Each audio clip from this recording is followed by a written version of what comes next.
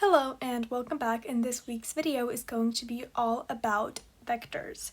And more specifically, I'll be starting off really with the basics of what a vector is, its notation, and then I'll be showing you how to add vectors and how to scale vectors. So nothing that complex, really just a refresher or an introduction into the world of vectors. So first of all, what are vectors and what is the characteristics of vectors? So vectors have two main properties, which everybody always talks about. Vectors have a direction and a magnitude. Essentially, vectors are used to indicate a change in x and a change in y. This is different from coordinates, which indicate simply the position. So for example, if we take a grid and I draw a vector, which is usually denoted by simply an arrow, we can see that this vector first of all has a direction. It's going to the right on the x-axis and up on the y-axis, and it also has a magnitude. And magnitude basically means its length. And how would we denote or communicate such a vector like this? Well, this is why we have the vector notation. There are two main notations that we use. First of all, we can use the x, y notation that looks like this. Just remember, this is not a fraction, so do not draw that line right there. Or you can also say, for example, AB with an arrow. And in this case, AB are the 2 points that the vectors connect. Like here, this is the A, this is the B, and the vector connects the two together. In this first notation, this is used to denote the change in x, and this is used to denote the change in y. So if we use the first notation for the vector that we have got right here, we can see that our change in x is 1, 2, 3, 4 units, and our change in y is 1, 2, 3 units. In this case, both of them are positive. So we can rewrite this as 4 and 3. This is our vector. In the case of the second notation, this would simply be the same as already given. We would simply have vector AB because we're going from A to B.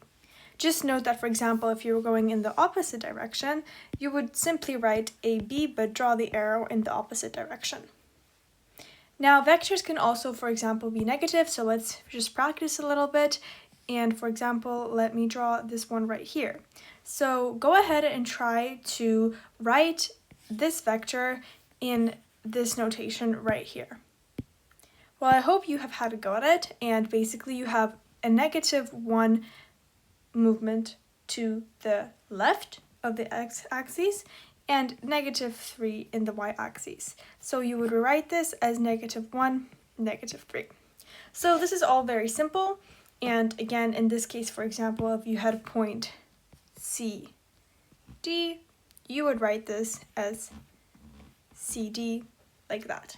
So it's really basic. You simply write your change in x at the top and your change in y at the bottom, which might get a little bit confusing because in the slope it's the other direction and the other way around, but just remember that for vectors, x is always at the top. Now, let's look at what would happen if we tried to add vectors. So let's say we had a vector right here, and let's call this vector A, and then we also had vector B. In order to add these two vectors, we can simply draw them as next to each other.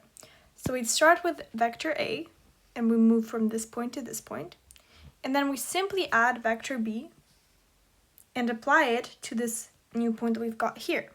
And essentially what we get is a new vector in between the 2 points. So for example, let me show this again. Let's say we're starting off at point A, and we apply vector A to get us to point B. And then we apply vector B to get us to point C.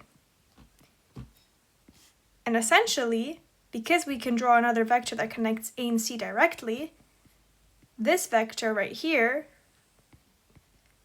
AC, using the notation here, is going to be equal to the vector A plus the vector B.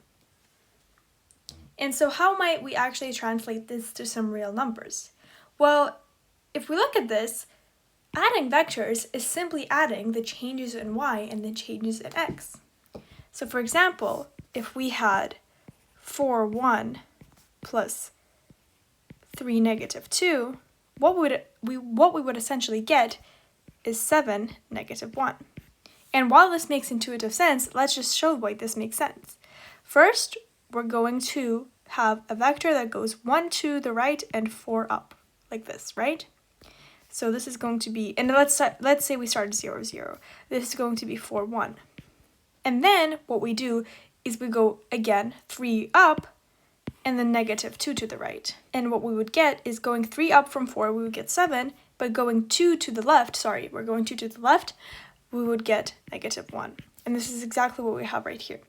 So to generalize the statement, we can simply say that when adding vectors, we can have x1, y1 plus x2, y2 is simply going to be x1 plus x2 and then y1 plus y2 written like this. If we want to use the other notation, we can say, for example, AB plus BC is equal to AC. And this is just what we did right here. We're going from A to B and then B to C, which is the same thing as straight going from A to C. Now let's look at what it means to scale vectors.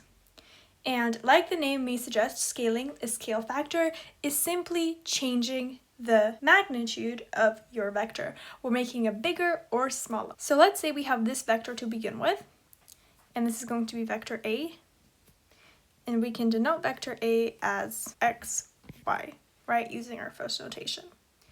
Now, what if we multiplied A by, for example, 3? Well, then we would simply take this vector and make it 3 times bigger. So we would scale the vector so that in the end, it's approximately 3 times as big. Now, I know this looks kind of chaotic, but just bear with me. So what we'll actually do is we would multiply our vector and we would end up having 3x and 3y. Again, this is all very intuitive and I would say makes complete sense, especially if we're visualizing it. Now, what if on the other hand we want to have 1/2 of a? Well, then we would simply apply the same logic and multiply 1/2 of the change in x and change in y, and we will have 1/2 x and then 1/2 y. So essentially what we would be doing is we would be taking this vector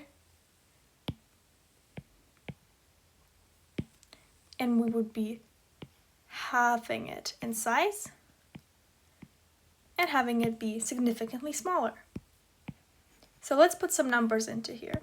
So let's say our vector is 4 and 2. Let's say we want to multiply this vector by 3. Well, essentially what we'll be doing is we'll be taking 3 of these same vectors and adding them together. And this can come back to our other rule right here where we said about adding vectors. We're simply going to have 4 over 2 plus 4 over 2 plus 4 over 2, which is the same thing as 3 times 4 and then 3 times 2, which is why we can denote this as 3 times 4, 2, which is essentially equals to 12, 6. Same logic goes for if we're halving this, so if we wanted to take half of that vector, we would simply write 1/2 times 4, 2, and which is going to be equal to 2 and 1. So if we want to generalize this, we can write this as k, where k is a constant, times xy is equals to kx and ky. It looks as if we're simply multiplying k out into the brackets. Lastly, notice that in this case, the direction of our vector is still the same. However, what's different is our magnitude. If we have a like this and then 3a like this, we're still going in the same direction, but 3a is 3 times the magnitude of a.